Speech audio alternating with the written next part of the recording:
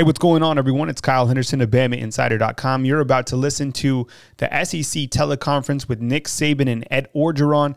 Both head football coaches from Alabama and LSU spoke on Wednesday, November 11th, following the news about Alabama and LSU being postponed for this weekend. Here's the audio from those two interviews. Next up today will be Alabama head coach Nick Saban. The Crimson Tide were scheduled to travel to LSU. That game has been postponed with the makeup date to be determined. To ask a question for Coach Saban, please press *1 on your telephone's keypad now. And Coach, while we wait on questions, if you could take a moment to comment on your team as you enter what is now an open date. Yeah, well, we just came off an open date, and I thought we made a lot of progress, had good practices, got some guys healthy, and, we're certainly looking forward to playing a game. But I think that, we kind of expect disruptions during this season. So how we handle them is probably the most important thing right now. And what we'd like to try to do is try to keep our team in some kind of rhythm relative to, how we practice and how we continue to try to improve to finish the season. First up, we have Cecil Hurd of the Tuscaloosa News. Hello, Coach. Just procedurally, I know you gave the team some time off this weekend. Will you keep them on campus this weekend? Will you start prep for Kentucky today? How do you approach the procedure of not having a game? Yeah, well, we're trying to stay in the same rhythm that we would. We usually practice on, light practice on Monday, practice Tuesday and Wednesday, sort of a little bit of a light practice on Thursday, no practice on Friday, play a game on Saturday. So we'll probably do the same thing. Obviously, we don't have a game, but to keep the rhythm, probably have some kind of practice on Saturday. Thank you, Coach. Next to Gene Fernetti of the Florida Times Union. Hey, Coach, you said that you kind of expected disruptions this season. When you consider the amount of games that the SEC has been able to play, how would you assess that the conference as a whole has done in this pandemic? Well, I think they've done a really, really good job. I think we knew when we sort of took this on that the testing protocols that we have, I think, are in the best interest of the players, and certainly have player safety in mind, and I think that's, utmost importance. I think we knew that, the social tracing part of this would be probably a bigger issue than the testing, because the testing is, sort of, exactly what you're getting. The social tracing part, you really is, it's a safety issue that we have to go through, but it's also you quarantine people. You don't even know if they are sick or not. So that's the part that's a little bit, more difficult to manage. But it kind of is what it is, and you got to trust that everybody's doing exactly what they're supposed to do to keep the players safe. Thank you. Chris Hummer of 24/7 Sports. Hey, Coach. I'm just wondering, what traits in your mind allow Mac Jones to be so accurate? Well, Mac's worked hard to try to be a good quarterback. We liked him in high school. We liked his arm talent. He's athletic enough. He's a very smart player. And I just think that, Mac had an opportunity to sit behind some pretty good players here for a couple of years. He was one of those guys that, was willing to work to develop and not do what a lot of people do now when they don't have immediate positive self-gratification. They kind of, look to do something somewhere else. And I think he's a great example of, how that benefited him as a player. And now that he has his opportunity, he's used all those experiences of, playing behind good players, getting plenty of reps to actually develop and improve his game. And now that he's got the opportunity, he's taking advantage of it. Thank you. Next is Michael Casagrande of AL.com. Yeah, Nick, just wondering how have your players done with the testing this week after they came back from the bye week? We've been good. I think we had maybe one. I think we had maybe one positive this week. That's it. Thank you. Next is Steve Moulton of WZZN. Yes, Coach. To that front, on Monday, you mentioned about your COVID protocol and really kind of a game plan for guys that wanted to go home and talking with their parents.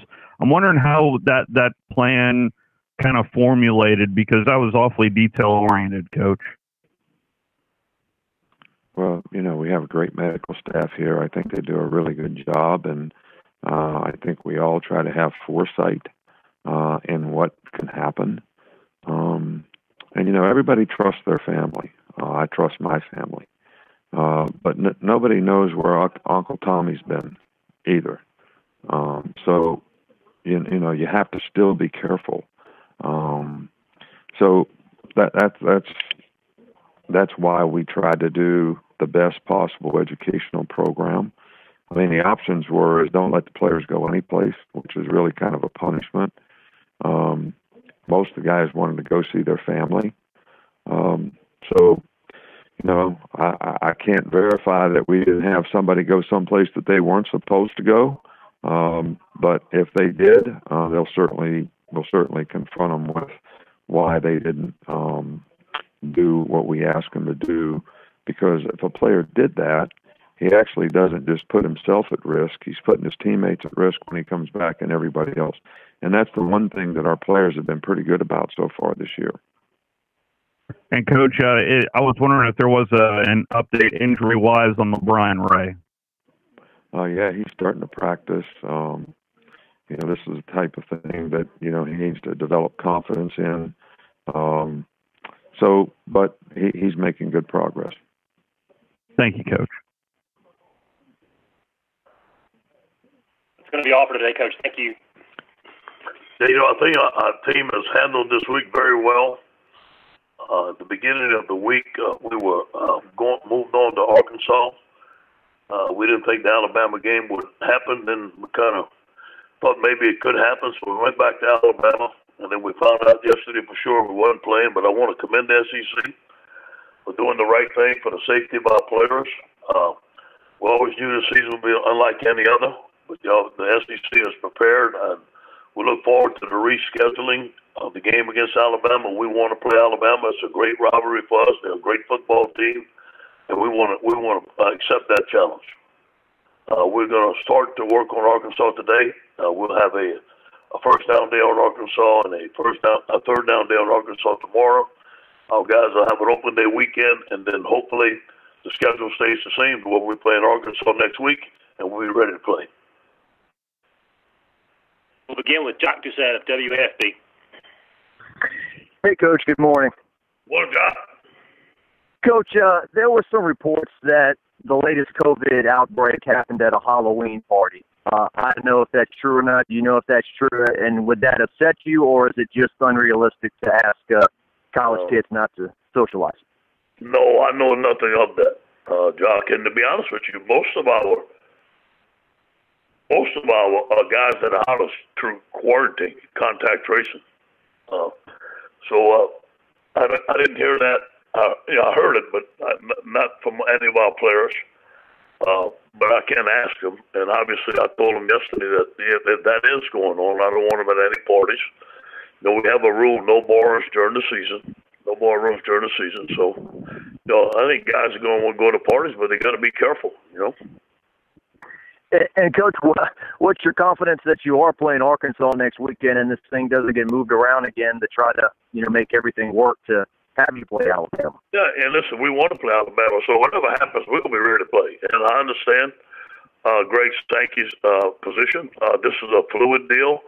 But I tell you what, those guys have done a tremendous job of getting us to play. I'm happy we're playing. We knew this stuff would happen this season, so we just got to be ready to go. Whoever they tell us to play, we'll be ready to play. Okay, thank you, Coach. Got it. Next is Tom Murphy of the Arkansas Democrat-Gazette. Hey, Ed, based on the quarantine and contact tracing numbers you're dealing with right now, how confident are you you'll have mandatory minimums to go next week? Yeah. Well, you cannot be confident in anything in this fluid situation, but from what I'm told, our quarantine guys will be back sometime next week. And we'll have a lot more players at practice next week than we have this week. So, I think Tuesday and Wednesday we should have an answer to that, and right now it looks positive. All right. Well, you say you've already kind of gotten a head start on Arkansas. What do you see from those guys? Because when you look at their numbers, they don't blow you away. Their statistics. Very well coached football team. I think Coach Pittman has done a tremendous job. Kendall Briars has done a tremendous job with the offense. And their defense is playing great football. I really like the way their defense is playing. They're playing good, solid football. They did a tremendous job of scheming people. I think their coaching staff has showed that they got this team better through great coaching. Appreciate it, man. Next is Michael Cobble of WBRZ. Hey, Ed, good morning. Just wondering, how are you approaching practices with a limited group of players? I guess you've had some practice with it already this season. Have you developed a way that can, still be efficient even if your numbers are down? Yeah, we have. We have some walk-ons that have stepped up. Zach Van Rosenberg played second-team quarterback for us yesterday. Guys have stepped up. We have guys defensive linemen that never snapped before snapped yesterday. So we kind of stayed with the same plan, less plays, less time out on the field. But we had to get our work done. So we had guys move around. Guys did some different positions that they ever played. They've cross-trained. So I think that's it's just part of what we got to do this year. Does that oddly give the team more energy, more life? It seems like, I can't imagine Zach playing quarterback, let's be honest. Yeah. Look, he threw a touchdown pass yesterday. The whole team was cheering. Seriously, it was good. We had one of our best practices yesterday. We found out we weren't playing Alabama while the kids were in the meeting. So right before stretch, I took them out and said, guys, we're not playing this week for Arkansas, but we will reschedule Alabama, and the practice that we do today is going to be for Alabama. They had a lot of energy. I cut some time off, and we had a great practice. Thanks, Coach. Right. Next is Brooks Cabina, the Advocate.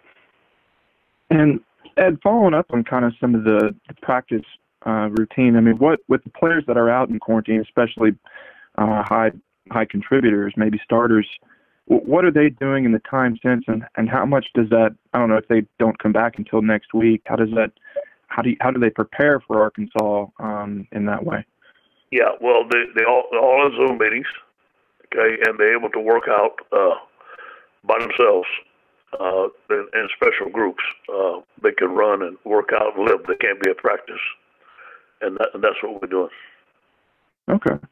And, I mean, you mentioned the Alabama game. Have you gotten any indication, like, when that actually could be played? Because, obviously the SEC championship kind of complicates some things, but have you gotten any sense of when that could actually be played? Your guess is as good as mine. I've heard a lot of things, and which I don't know. But whenever they tell us to play, we'll be ready to play. All right. Thank you. All right. Next is Bob Holt, the Arkansas Democrat-Gazette. Hey, Ed, how you doing? Hey, Bob. It's good. No matter what's going on, you always sound so positive, so that's kind of reassuring. What's going on with Miles Brennan? I think I read somewhere, might have been Brooks' story, but that he might be out for the year. Kind of what's going on with him? It could be. We're looking at the injury, and we're looking at see if he can come back through rehab, or the best thing would do to go ahead and go through an operation that would help him out. So we haven't made a final decision. It doesn't look like he's going to be back unless some miraculous thing happens. And okay, so he wasn't playing his start. And I've read different things. Hip, is it an abdominal thing, or what exactly is he dealing with? Yeah, it's an abdominal thing. It's abdominal and the hip, so it's both. Okay, thanks. Oh, hope you can make it to Fayetteville next week. I can't wait to see you guys, Bob. Love Fayetteville. Great place. Okay, thanks. All right, man. Next is Steve Moulton of WZZN. Hey, Coach. I hope you're doing well today. Good morning, Steve. Hey, Coach. This what you're dealing with? Is it more of a contact tracing issue, or Yes. with what you're dealing with? Oh, yeah. There's no question. The majority of our players that are out is because of contact tracing. And so how harder is it to develop guys with these types of kind of handcuffs, I'll say, here in 2020? Yeah, you just gotta roll with the flow, man. Listen to Charlie Rich.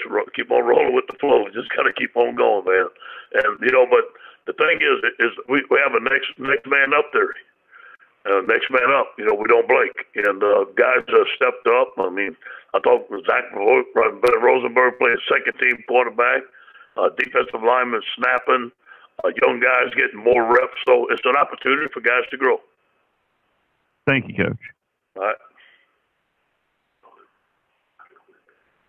Next is Tuscaloosa Insider. Hey, Coach. I know you're not going to get to see him this week, but can you look back and what do you remember of your recruitment of Christian Harris, and how have you seen him kind of progress at Alabama as a linebacker? Yeah, Christian was there a bunch. He came to camp a bunch, had a great relationship with his mom and daddy, and he's an excellent football player. He's doing very well, and we're happy for